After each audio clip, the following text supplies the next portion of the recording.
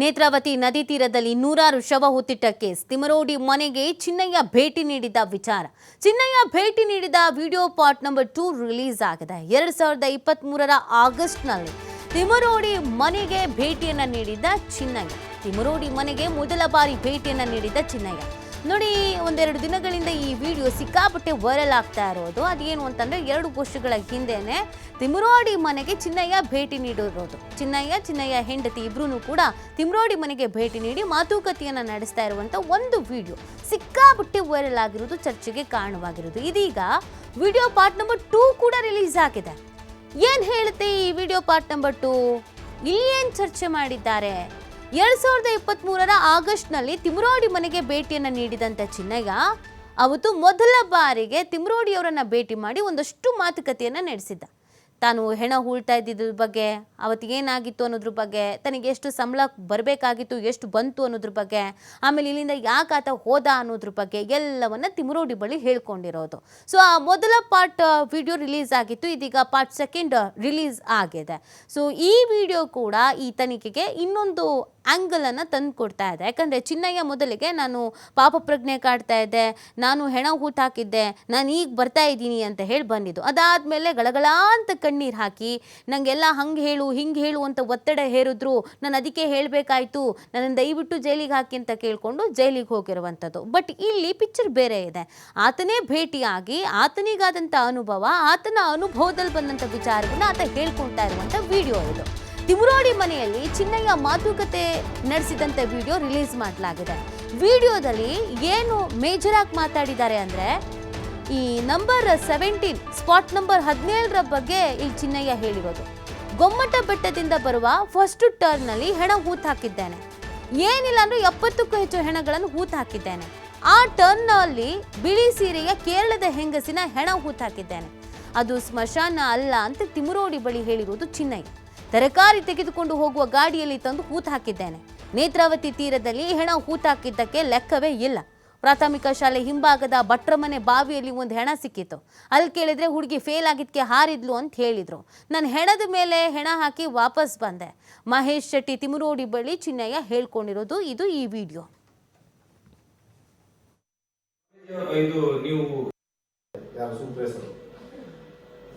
ಕಲ್ಲಲ್ಲಿ ಬೀರಿದ್ದಾರೆ ಎಲ್ಲರಿಗೆ. ಕಲ್ಲಲ್ಲಿ ಹೋದ್ರೆ ಲಾಸ್ಟ್ ಸ್ವಾಮಿಗಳಿಗೆ ಕೋಪ ಆಗಿ ಒಬ್ಬ ಅಯ್ಯಪ್ಪ ಸ್ವಾಮಿಗಳು ಮತ್ತೆ ಸ್ವಾಮಿಗಳೆಲ್ಲ ಸೊರಿಯಾಗಿದ್ದಾರೆ. ಅಯ್ಯಪ್ಪನವರು ಎಲ್ಲ ಸೇರಿಬಿಟ್ಟಲ್ಲ, ಕಲ್ಲು ತಗೊಂಡು ಹೊಡೆದೊಡ್ದು ಎಲ್ಲ ಅದ್ರ 3 ಹೋಟ್ಲಿದೆ, ಕಾಡಿಗೆ ಹೊಡಿದ್ದೇವೆ. ರೂಮೈನವರೆಲ್ಲ ಚೆಲ್ಲಬಲ್ಲಿಯಾಗಿ ಕಾಡಿಗೆ ಹೊಡಿದ್ದೇವೆ.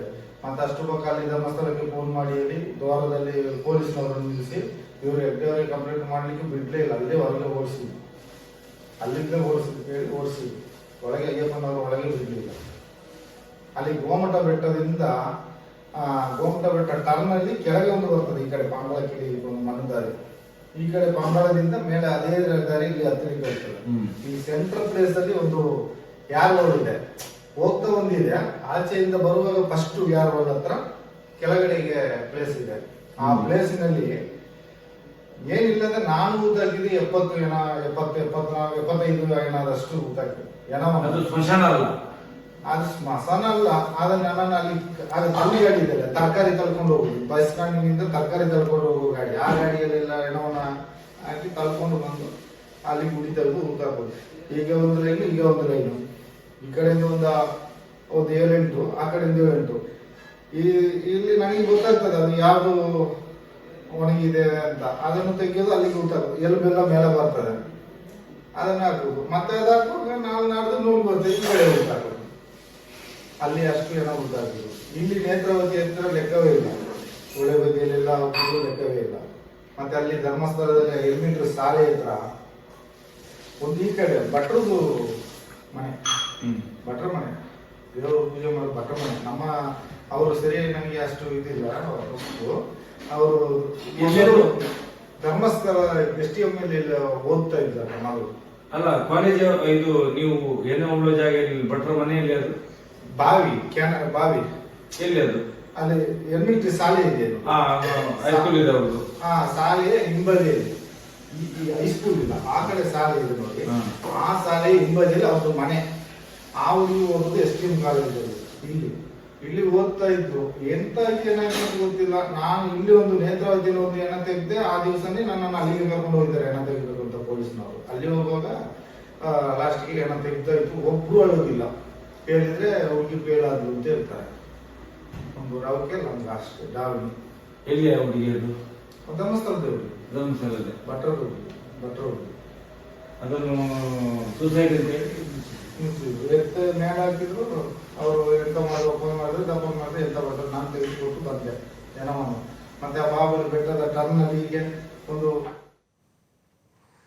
ಈ ಬಗ್ಗೆ ಮತ್ತಷ್ಟು ಮಾಹಿತಿಯನ್ನು ನೀಡ್ತಾರೆ ನಮ್ಮ ಪ್ರತಿನಿಧಿ ಆದಿತ್ಯ. ಒಂದಾದ್ಮೇಲೆ ಒಂದು ಟ್ವಿಸ್ಟು ಹೀಗೆ ಆಗುತ್ತೆ ಅಂತ ಗೆಸ್ ಮಾಡೋದಕ್ಕೂ ಸಾಧ್ಯ ಆಗ್ತಾ ಇಲ್ಲ. ಈಗ 2 ವಿಡಿಯೋ ರಿಲೀಸ್ ಆಗಿದೆ. ಈ ವಿಡಿಯೋದಲ್ಲಿ ಚಿನ್ನಯನ್ನೇ ಬಂದು ತಿಮ್ರೋಡಿಯವ್ರ ಹತ್ರ ಅಲ್ಲಿ ಹೆಣ ಹಾಕಿದ್ದೆ, ಇಲ್ಲಿ ಹೆಣ ಹಾಕಿದ್ದೆ, ಅಲ್ಲಿ ಸಿಕ್ಕಿತ್ತು, ಇಲ್ಲಿ ಸಿಕ್ಕಿತ್ತು ಅಂತ ಹೇಳ್ತಾ ಇರೋದು. ಬಟ್ ಚಿನ್ನಯನ ವರ್ಷನ್ ಬೇರೆ ಇತ್ತು, ನನಗೆ ಒತ್ತಡ ಇತ್ತು. ತಿಮ್ರೋಡಿ ಅವರು ಅಥವಾ ಮತ್ತೊಬ್ಬರು ಯಾರೋ ನನಗೆ ಹೀಗೆ ಹೇಳು ಹಾಗೆ ಹೇಳು ಅಂತ ಹೇಳ್ಕೊಂಡು ನನ್ನನ್ನು ಕಾಂಟ್ಯಾಕ್ಟ್ ಮಾಡಿದ್ರು ಅಂತ. ಬಟ್ ಇಲ್ಲೇ ಬೇರೆ ಥರ ಇದೆ. ಏನು ನಡೀತಾ ಇದೆ ಆದಿತ್ಯ? ಹೌದು ನೀತಿ, ಯಾಕಂದ್ರೆ ಇದೊಂದು ಸ್ಫೋಟಕ ವಿಡಿಯೋಗಳ ಸರಣಿ ಬಿಡುಗಡೆ ಆಗುವಂತ ಎಲ್ಲ ಲಕ್ಷಣಗಳು ಕಾಣಿಸ್ತಾ ಇದೆ. ಯಾಕಂದ್ರೆ 25ಕ್ಕೂ ಅಧಿಕ ವಿಡಿಯೋಗಳನ್ನ ಮಾಡ್ಕೊಳ್ಳಲಾಗಿದೆ ಅನ್ನೋದು SIT ತನಿಖೆಯ ವೇಳೆಯಲ್ಲಿ ಬಹಿರಂಗವಾಗಿತ್ತು. ಬೇರೆ ಬೇರೆ ಜಾಗಗಳಲ್ಲಿ ಅಂದ್ರೆ ಸ್ವಯಂ ಪ್ರೇರಿತವಾಗಿ ಚಿನ್ನಯ್ಯ ಕೊಟ್ಟಂತ ಹೇಳಿಕೆಗಳು ಒಂದಾದ್ರೆ, ಇನ್ನೊಂದ್ ಕಡೆಯಿಂದ ಆತ ಮಾತನಾಡುವಂತದನ್ನೇ ಒಂದು ದಾಖಲೆಗೋಸ್ಕರ ಫ್ಯೂಚರ್ ಅಲ್ಲಿ ಈತ ಯೂಟರ್ನ್ ಹೊಡೆದ್ರೆ ನಮ್ಗೆ ಸಮಸ್ಯೆ ಆಗುತ್ತೆ ಅನ್ನೋ ಕಾರಣಕ್ಕೋಸ್ಕರ ಆತನ ಮಾತುಕತೆಯ ವಿಡಿಯೋವನ್ನ ಎಲ್ಲವನ್ನ ಕೂಡ ಇಟ್ಕೊಂಡಿದ್ರು. ಸೊ ಅದರ ಭಾಗವಾಗಿ ಈಗ 2 ವಿಡಿಯೋಗಳು, ಒಂದು 2:58 ನಿಮಿಷದ್ದು, ಇನ್ನೊಂದು 3 ನಿಮಿಷದ ವಿಡಿಯೋಗಳನ್ನ ನಿನ್ನೆ ಮತ್ತು ಇವತ್ತು ರಿಲೀಸ್ ಮಾಡಿದ್ದಾರೆ. ನಿನ್ನೆ ಸಂಜೆ ತನುಷ್ ಶೆಟ್ಟಿ ಅಂದ್ರೆ ತಿಮರೋಡಿ ಅವರ ಅಣ್ಣನ ಮಗ ತನುಷ್ ಶೆಟ್ಟಿ ತಮ್ಮ ಇನ್ಸ್ಟಾಗ್ರಾಮ್ ನಲ್ಲಿ ಕೊಲಾಬ್ರೇಷನ್ ಮಹೇಶ್ ಶೆಟ್ಟಿ ತಿಮರೋಡಿ ಅವರೊಂದಿಗೆ ಕೊಲಾಬ್ರೇಟ್ ಮಾಡಿ ಒಂದು ವಿಡಿಯೋವನ್ನ ಹರಿಬಿಟ್ಟಿದ್ದು. ಇದೀಗ ಬಹಳ ಸಂಚಲನಕ್ಕೆ ಕಾರಣವಾಗ್ತಾ ಇದೆ. ಇದರಲ್ಲಿ ಚಿನ್ನಯ್ಯ ತನ್ನ ಹೆಂಡತಿಯ ಜೊತೆ ಬಂದು ಮಹೇಶ್ ಶೆಟ್ಟಿ ತಿಮರೋಡಿ ಅವರ ಮುಂದೆ ಕನ್ಫೆಸ್ ಮಾಡ್ಕೊಳ್ಳೋದು, ಅಂದ್ರೆ ಎಲ್ಲವನ್ನ ಹೇಳ್ಕೊಳ್ತಾ ಇರೋದು, ನಾನು ಹೆಣ ಹೂತು ಹಾಕಿದ್ದು ನಿಜ ಮತ್ತು ಬೇರೆ ಬೇರೆ ರೀತಿಯ ದೌರ್ಜನ್ಯಗಳಿಗೆ ನಾನು ಒಳಗಾಗಿದ್ದೆ ಅನ್ನುವಂತ ಕುರಿತಾದ ವಿಡಿಯೋವನ್ನ ನಿನ್ನೆ ರಿಲೀಸ್ ಮಾಡಿದ್ರು. ಸೊ ಅದರಲ್ಲಿ ಆತ ಪತ್ನಿ ಜೊತೆಗೆ ಬಂದಿರೋದನ್ನ ಗಮನಿಸಬಹುದು. ಅಂದ್ರೆ ಇದು ಸಾಮಾನ್ಯ ಮಾತುಕತೆಯ ರೀತಿಯಲ್ಲಿ ಕಾಣಿಸ್ತಾ ಇದೆ. ಅದನ್ನ ರೆಕಾರ್ಡ್ ಮಾಡಿರುವಂತದನ್ನ ಕೂಡ ಗಮನಿಸಬಹುದು. ಮತ್ತು ಆತ ಸಾಕಷ್ಟು ವಿಚಾರಗಳನ್ನ ಉಲ್ಲೇಖ ಮಾಡಿದ್ದಾನೆ. ಅಂದ್ರೆ ನೇತ್ರಾವತಿ ಸ್ನಾನಘಟ್ಟದಲ್ಲಿ ಆತ ಯಾವ ತರ ಹೆಣಗಳನ್ನ ಹೂತು ಹಾಕ್ತಾ ಇದ್ದ, ಮತ್ತು ಆ ಸ್ನಾನಘಟ್ಟ ಸರ್ಕಾರಿ ಜಾಗ ಅಂತ ಹೇಳುವಂತವರಿಗೆ ರಕ್ತ ಬರೋ ತರ ನಾನೇ ಹೊಡಿದ್ದೆ, ನನ್ನ ಕೈಯಿಂದ ಹೊಡಿಸಿದ್ರು ಅನ್ನುವಂಥದ್ದನ್ನ ಕೂಡ ಹೇಳಿದ್ದಾನೆ. ಇನ್ನೊಂದು ಸ್ಫೋಟಕ ಮಾಹಿತಿ ಅಂದ್ರೆ ಹೆಣಗಳನ್ನ ಹೂತು ಹಾಕುವಾಗ ಅದರ ಏನು ಡಾಕ್ಟರ್ ಬದಲು ಕಾಂಪೌಂಡ್ರೇ ಪೋಸ್ಟ್ ಮಾರ್ಟಮ್ ಮಾಡ್ತಾ ಇದ್ರು ಅನ್ನುವಂತ ವಿಚಾರಗಳನ್ನ ಕೂಡ ಆತ ಹೇಳಿದ್ದಾನೆ. ಮತ್ತು ಸೌಜನ್ಯ ಕೊಲೆ ಮತ್ತು ಅತ್ಯಾಚಾರ ಪ್ರಕರಣದಿಂದಲೇ ನಮ್ಮನ್ನ ಧರ್ಮಸ್ಥಳದಿಂದ ಖಾಲಿ ಮಾಡಿಸಿದ್ರು ಅನ್ನುವಂಥದ್ದನ್ನ ಕೂಡ ಆತ ಉಲ್ಲೇಖ ಮಾಡಿರೋದು. ಸೊ ಈ ಎಲ್ಲ ವಿಚಾರಗಳನ್ನ ಆತ ಉಲ್ಲೇಖ ಮಾಡಿದ್ದಾನೆ. ನಂಗೆ ಸಾಕಷ್ಟು ದೌರ್ಜನ್ಯಗಳು ಆಗಿದೆ ಅನ್ನುವಂಥದ್ದನ್ನ ಆತ ಆ ವಿಡಿಯೋದಲ್ಲಿ ಆತ ಉಲ್ಲೇಖ ಮಾಡಿದ್ದ. ಇದಾದ ಬಳಿಕ ಇನ್ನೊಂದು ವಿಡಿಯೋವನ್ನ ಇವತ್ತು ರಿಲೀಸ್ ಮಾಡಿದ್ದಾರೆ. ಇದು ಕೂಡ ಸುಮಾರು 3 ನಿಮಿಷದ ವಿಡಿಯೋ ಇದೆ. ಇದರಲ್ಲೂ ಕೂಡ ಆತ ಪಾಯಿಂಟ್ ನಂಬರ್ 17 ಬಾಹುಬಲಿ ಬೆಟ್ಟ ಅಥವಾ ರತ್ನಗಿರಿ ಬೆಟ್ಟ ಏನಿದೆ, ಇದರ ಸಮೀಪದ ಟರ್ನ್ ಏನು ಪಾಯಿಂಟ್ ನಂಬರ್ 17ರಲ್ಲಿ ಮನೆ ಉತ್ಖನನ ಮಾಡಿದ್ರು. ಸೊ ಅಲ್ಲಿ ಕೇರಳ ಮೂಲದ ಮಹಿಳೆಯ ಶವವನ್ನ ಹೂತು ಹಾಕಿದೀನಿ ಅಂತ ಆತ ಹೇಳ್ಕೊಂಡಿದ್ದಾನೆ ಅನ್ನುವಂತ ಮಾಹಿತಿ ಇತ್ತು. ಆದ್ರೆ ಈಗ ಈ ವಿಡಿಯೋದಲ್ಲಿ ಆತ ಹೇಳ್ತಾ ಇರೋದನ್ನ ಗಮನಿಸಬಹುದು. ನಾನು 70ಕ್ಕೂ ಹೆಚ್ಚು ಹೆಣಗಳನ್ನ ಅಲ್ಲಿ ಹೂತು ಹಾಕಿದ್ದೀನಿ ಅನ್ನೋದನ್ನ ಕೂಡ ಆತ ತಿಮರೋಡಿ ಅವರ ಬಳಿ ಹೇಳ್ತಾ ಇದ್ದಾನೆ. ಆ ರತ್ನಗಿರಿ ಬೆಟ್ಟದ ಟರ್ನ್ ನಲ್ಲಿ ಒಂದು ಕೇರಳ ಮೂಲದ ಹೆಂಗಸಿನ ಶವಗಳನ್ನ ಕೂಡ ನಾನು ಹೂತು ಹಾಕಿದ್ದೀನಿ ಅನ್ನೋದನ್ನ ಕೂಡ ಹೇಳಿದ್ದಾನೆ. ಮತ್ತು ಆ ಶವವನ್ನ ಯಾವ ತರ ಸಾಗಾಟ ಮಾಡಿದೆ ಅಂದ್ರೆ, ಒಂದು ತರಕಾರಿ ತೆಗೆದುಕೊಂಡು ಹೋಗುವಂತ ವಾಹನದಲ್ಲಿ ತಂದು ಹೂತು ಹಾಕಿದ್ದೀನಿ, ನಾನು ಹೂತು ಹಾಕಿದಕ್ಕೆ ಲೆಕ್ಕನೇ ಇಲ್ಲ, ನೇತ್ರಾವತಿ ತೀರದಲ್ಲಿ ನಾನು ಹೂತು ಹಾಕಿದ ಶವಗಳಿಗೆ ಲೆಕ್ಕನೇ ಇಲ್ಲ ಅನ್ನುವಂಥದ್ದನ್ನ ಕೂಡ ಆತ ಉಲ್ಲೇಖ ಮಾಡಿದ್ದಾನೆ. ಮತ್ತು ಒಂದು ಶಾಲಾ ಬಾಲಕಿಯ ಒಂದು ಮೃತದೇಹದ ಬಗ್ಗೆಯೂ ಕೂಡ ಆತ ಉಲ್ಲೇಖ ಮಾಡಿರೋದು. ಸೊ ಬಾವಿಯಲ್ಲಿ ಆ ಹೆಣ ಸಿಕ್ಕಿತ್ತು, ಪರೀಕ್ಷೆಯಲ್ಲಿ ಫೇಲ್ ಆದ ಕಾರಣಕ್ಕೆ ಆಕೆ ಬಾವಿಗೆ ಹಾರಿದ್ಲು ಅಂತ ಹೇಳಲಾಗಿತ್ತು. ಆ ಹೆಣವನ್ನ ನಾನು ಮೇಲ್ ಹಾಕಿ ವಾಪಸ್ ಮಾತ್ರ ಬಂದಿದ್ದೆ ಅನ್ನೋದನ್ನ ಆತ ಉಲ್ಲೇಖ ಮಾಡಿದೆ. ಅಂದ್ರೆ ಇದು ಇಲ್ಲಿಗೆ ಎಂಡ್ ಆಗೋದಿಲ್ಲ ನೀತಿ, ಇನ್ನಷ್ಟು ಆತನ ಕನ್ಫೆಷನ್ ವಿಡಿಯೋಗಳು ಬರ್ಲಿಕ್ಕಿದೆ.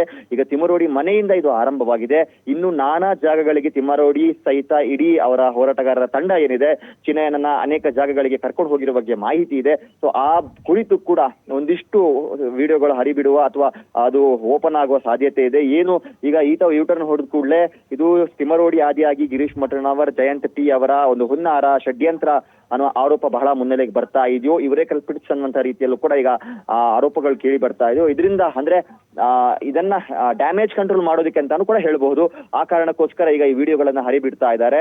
ಸೊ ಇದು ಈ ವಿಡಿಯೋನ ಮಾಡುವಂತದ್ದು ಚಿನ್ನಯ್ಯನ ಗಮನದಲ್ಲಿ ಇತ್ತಾ ಇಲ್ವಾ ಅನ್ನೋದು ಕೂಡ ಇಲ್ಲಿ ಬಹಳ ಪ್ರಶ್ನೆ ಆಗುತ್ತೆ. ಆದ್ರೆ ಆತ ಸಾಮಾನ್ಯವಾಗಿ ಮಾತುಕತೆಯನ್ನ ನಡೆಸಿದ ರೀತಿಯಲ್ಲೇ ಸದ್ಯ ಕಾಣಿಸ್ತಾ ಇದೆ. ಆತ 2023ರಲ್ಲಿ ಧರ್ಮಸ್ಥಳಕ್ಕೆ ಬಂದಂತ ಸಂದರ್ಭ SIT ವಕೀಲರು ಕೂಡ ಇದೇ ವಿಚಾರವನ್ನ ಮೊನ್ನೆ ಕೋರ್ಟ್ ನಲ್ಲಿ ಹೇಳಿದ್ರು. ಆತ ಕನ್ಫೆಷನ್ ಅಲ್ಲಿ ಹೇಳಿದ್ದ, ನಾನು 2014ರ ಬಳಿಕ ಧರ್ಮಸ್ಥಳಕ್ಕೆ ಬಂದೇ ಇಲ್ಲ ಅನ್ನುವಂತ ರೀತಿಯಲ್ಲಿ. ಆದ್ರೆ SITಯ ಪರ ವಕೀಲರು ಮೊನ್ನೆ ಕೋರ್ಟ್ ಕೋರ್ಟ್ ನಲ್ಲೂ ಕೂಡ ಹೇಳ್ತಾ ಇದ್ರು. ಆತ 2 ವರ್ಷದ ಹಿಂದೆನೆ ಬಂದಿದ್ದ ಧರ್ಮಸ್ಥಳ ಗ್ರಾಮಕ್ಕೆ ಅನ್ನೋದು, ಮತ್ತು ಈ ವಿಡಿಯೋದಲ್ಲೂ ಕೂಡ ಅದು ಬಟಾಬಯಲಾಗಿದೆ. 2023 ಆಗಸ್ಟ್ ಬಹಳ ಪ್ರಮುಖವಾದ ದಿನ, ಅಂದ್ರೆ ತಿಂಗಳು. ಯಾಕಂದ್ರೆ ಅದೇ ಸಮಯದಲ್ಲಿ ಸೌಜನ್ಯ ಪ್ರಕರಣ ಮತ್ತೆ ಮುನ್ನೆಲೆಗೆ ಬಂದಿದ್ದು, ಸೌಜನ್ಯ ಪ್ರಕರಣದಲ್ಲಿ ಸಂತೋಷ್ ರಾವ್ ನಿರಪರಾಧಿ ಅಂತ ಕೋರ್ಟ್ ಅದೇ ತೀರ್ಪನ್ನ ನೀಡಿದ್ದು. ಸೊ ಆ ಬಳಿಕ ಮತ್ತೆ ಹೋರಾಟ ಜೀವವನ್ನ ಪಡೆದುಕೊಳ್ತು, ತೀವ್ರ ಮಟ್ಟಕ್ಕೆ ಹೋಯಿತು. ಸೊ ಇಲ್ಲಿ ತನಕ ಬಂದದು ನಿಂತಿರೋದು. ಹಾಗಾಗಿ ಈ ಸಂದರ್ಭದಲ್ಲಿ ಆತ ವಿಠಲ್ ಗೌಡರನ್ನ ಕಾಂಟ್ಯಾಕ್ಟ್ ಮಾಡಿದ್ದ ಅನ್ನುವಂತ ಮಾಹಿತಿ ಇದೆ. ಆತನನ್ನ ಧರ್ಮಸ್ಥಳಕ್ಕೆ ಕರೆಸಲಾಯ್ತಾ ಅಥವಾ ಆತನೇ ಸ್ವಯಂ ಪ್ರೇರಿತವಾಗಿ ಬಂದು ವಿಠಲ್ ಗೌಡರನ್ನ ಕಾಂಟ್ಯಾಕ್ಟ್ ಮಾಡಿದ್ನ?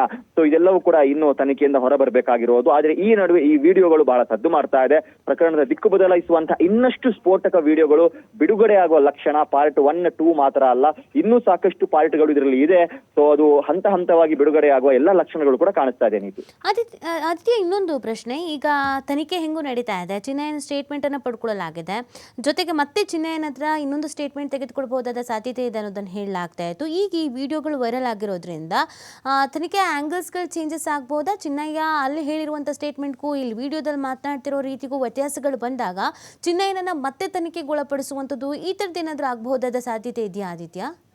ನೀತಿ, ಇಂಥ ಒಂದು ಹೋರಾಟ ಅಂದ್ರೆ 2023ರಲ್ಲೇ ಈ ಬಗ್ಗೆ ಮಾಹಿತಿಗಳು ಇದ್ದಂತ ಸಂದರ್ಭದಲ್ಲಿ ಪ್ರಬಲವಾದ ಹೋರಾಟಗಳು ನಡೀತಾ ಇದ್ದ ಸಂದರ್ಭ ಅದು. ಅಂದ್ರೆ ಸೌಜನ್ಯ ಪ್ರಕರಣದ ತೀರ್ಪು ಬಂದು ಬಹಳ ತೀವ್ರ ಮಟ್ಟಕ್ಕೆ ಹೋಗಿದ್ದ ಸಂದರ್ಭ ಅದು. ಕರಾವಳಿ ಭಾಗದ ಜನರಿಗಂತೂ ಇದ್ರ ಬಗ್ಗೆ ಬಹಳ ಸ್ಪಷ್ಟತೆ ಇದೆ. ಯಾಕಂದ್ರೆ ಆ ಹೋರಾಟಗಳು ಯಾವ ತರ ಮತ್ತೆ ಜೀವವನ್ನ ಪಡೆದುಕೊಳ್ತು, ಯಾವ ಹಂತದವರೆಗೂ ಹೋಗಿತ್ತು, ಯಾವ ರೀತಿ ಜಟಾಪಟಿಗಳೆಲ್ಲ ಆಗ್ತಾ ಇತ್ತು ಅಂತ. ಆ ಸಂದರ್ಭದಲ್ಲೇ ಈ ವ್ಯಕ್ತಿ ಬಂದಿದ್ರೂ ಕೂಡ ಇಡೀ ತಂಡ ಏನಿದೆ ಆತನನ್ನ ಸಮಾಜದ ಮುಂದೆ ಇಡ್ಲಿಲ್ಲ. ಅಂದ್ರೆ 2 ವರ್ಷದ ಬ್ಯಾಕ್ ಗ್ರೌಂಡ್ ವರ್ಕ್ ಇದರಲ್ಲಿ ನಡೆದಿದೆ. ಸಾಮಾನ್ಯವಾದ ವಿಚಾರ ಅಲ್ಲ. ಯಾಕಂದ್ರೆ ಇವರಿಗೆ ತರಾತುರಿ ಅನ್ನೋದು ಇದ್ರೆ, ಆತುರತೆ ಅನ್ನುವಂಥದ್ದು ಇದ್ದಿದ್ರೆ, ಭಾವೋದ್ವೇಗಕ್ಕೆ ಇವರು ಏನಾದ್ರೂ ಒಳಗಾಗಿದ್ರೆ ಆತನನ್ನ ಅದೇ ಸಂದರ್ಭ ಅಂದ್ರೆ ಮಿನಿಮಮ್ ಒಂದು 2024 ಒಳಗಾದ್ರೂ ಕೂಡ ಈ ಪ್ರಕರಣವನ್ನ ಮುನ್ನೆಲೆಗೆ ತರ್ತಾ ಇದ್ರು. ಆದ್ರೆ ಈ ಟೀಮ್ ಆತರ ಮಾಡಿದ ರೀತಿಯಲ್ಲಿ ಕಾಣಿಸ್ತಾ ಇಲ್ಲ. ಅವರು ಎಲ್ಲವನ್ನ ಕೂಡ ಕೂಲಂಕುಷವಾಗಿ ಈತ ನಾಳೆ ಯೂಟರ್ನ್ ಹೊಡೆದ್ರೆ ಏನಾಗಬಹುದು, ಪ್ಲಾನ್ ಬಿ ಏನು, ಪ್ಲಾನ್ ಸಿ ಏನು, ನಾಳೆ ಇದು ನಮ್ಮ ಕುತ್ತಿಗೆಗೆ ಬಂದ್ರೆ ನಾವ್ ಏನ್ ಮಾಡ್ಕೋಬೇಕು ಅನ್ನೋದನ್ನ ಬಹಳ ಸೂಕ್ಷ್ಮವಾಗಿ ಬಹಳ ನಾಜೂಕಾಗಿ ಎಲ್ಲವನ್ನ ಪ್ಲಾನ್ ಮಾಡ್ಕೊಂಡಿದ್ದಾರೆ. ಅದರ ಒಂದು ಏನೆಲ್ಲ ಫಲಿತಾಂಶಗಳು ಬರಬಹುದು ಅನ್ನೋದನ್ನು ಕೂಡ ಅವ್ರ ಗಮನಕ್ಕೆ ತೆಗೆದುಕೊಂಡು ಈ ತರ ಆಗಬಹುದು ಅನ್ನೋದನ್ನ ಲೆಕ್ಕದಲ್ಲಿ ಇಟ್ಕೊಂಡು ಈತನ ಮೂಲಕವೇ ವಿಡಿಯೋಗಳನ್ನ ಮಾಡಿಸ್ಕೊಂಡಿದ್ದಾರೆ. ಅಂದ್ರೆ ಇದು ಈಗ ಆತ ಮಾತನಾಡ್ತಿರುವಂತಹ ವಿಡಿಯೋ, ಇದು ಡೇ 1 ಇಂದ ಆದಂತ ಘಟನೆಗಳು. ಇನ್ನು ಮುಂದಕ್ಕೆ ಆತನೇ ಕನ್ಫ್ಯೂಸ್ ಮಾಡ್ಕೊಂಡಿರುವ ವಿಡಿಯೋಗಳು, ಆತನನ್ನ ಬೇರೆ ಬೇರೆ ಜಾಗಕ್ಕೆ ಕರ್ಕೊಂಡು ಹೋದಂತಹ ವಿಡಿಯೋಗಳು, ಇಂತಹ ರಾಶಿ ವಿಡಿಯೋಗಳು ಈ ತಂಡದ ಬಳಿ ಇದೆ ಅನ್ನುವಂತ ಮಾಹಿತಿ ಇದೆ. ಒಂದಿಷ್ಟು ಪ್ರಭಾವಿಗಳು ಕೂಡ ಇದರಲ್ಲಿ ಮುನ್ನೆಲೆಗೆ ಬರುವಂತ ಸಾಧ್ಯತೆಗಳು ಕೂಡ ಇದೆ. ಹಾಗಾಗಿ ತಂಡ ಈಗ ಒಂದು ಅರ್ಥದಲ್ಲಿ ನೀತಿ ಇದು ಟೀಸರು ಅಲ್ಲ, ಟ್ರೈಲರು ಅಲ್ಲ ಅಂತ ಹೇಳ್ಬಹುದು. ಇನ್ನೂ ಇಂತಹ ಸಾಕಷ್ಟು ಸ್ಫೋಟಕ ವಿಡಿಯೋಗಳನ್ನ ಇವರು ರೆಕಾರ್ಡ್ ಮಾಡಿ ಇಟ್ಕೊಂಡಿದ್ದಾರೆ. ಅಂದ್ರೆ ಮುಂದಿನ ದಿನಗಳಲ್ಲಿ ಇದು ನಮ್ಗೆ ಯೂಟರ್ನ್ ಹೊಡೆದ್ರೆ ನಾವು ಯಾವ ತರ ಇದರಿಂದ ಸೇಫ್ ಆಗಬೇಕು ಅನ್ನೋದಕ್ಕೆ, ಇದು ಚಿನ್ನಯ್ಯನ ವರ್ಷನ್, ಇದು ಕೇವಲ ಚಿನ್ನಯ್ಯನ ವರ್ಷನ್ ಅನ್ನೋದನ್ನೇ ಪ್ರೂವ್ ಮಾಡೋದಕ್ಕೆ ಯಾವ್ದೆಲ್ಲ ಅಂಶಗಳು ಬೇಕು ಅದನ್ನ ಬಹಳ ಚೆನ್ನಾಗಿ ಕ್ರೋಢೀಕರಿಸಿಕೊಂಡಿದ್ದಾರೆ. ಇಲ್ವಾದಲ್ಲಿ ಇಷ್ಟೊತ್ತಿಗೆ ಜಯಂತ್ ಟಿ ಆದಿಯಾಗಿ ಗಿರೀಶ್ ಮಠಣ್ಣರ್ ಎಲ್ಲರೂ ಕೂಡ ಅರೆಸ್ಟ್ ಆಗೋ ಸಾಧ್ಯತೆಗಳು ಇತ್ತು. ಆದ್ರೆ ಈವರೆಗೂ ಇವರು ಅರೆಸ್ಟ್ ಆಗಿಲ್ಲ. ಯಾಕೆ ಅಂದ್ರೆ SITಯ ಗಮನದಲ್ಲೂ ಕೂಡ ಈ ವಿಚಾರಗಳು ಇದೆ. ಓಕೆ, ಥ್ಯಾಂಕ್ ಯು ಆದಿತ್ಯ ತಮ್ಮೆಲ್ಲ ಡೀಟೇಲ್ಸ್ಗಾಗಿ.